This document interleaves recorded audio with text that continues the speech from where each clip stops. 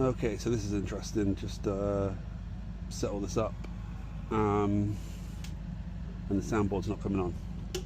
Turning it on, nothing. We've got power going into the extension. We've tried a different cable. There's no power charging the Mac, so something is wrong here. So I'm going to do some problem solving, change this 4-gang out, see what happens. Okay, so changed it over. Again, we've got red power light. Putting in the Mac. I can hear the Mac coming on. Mac's now charging.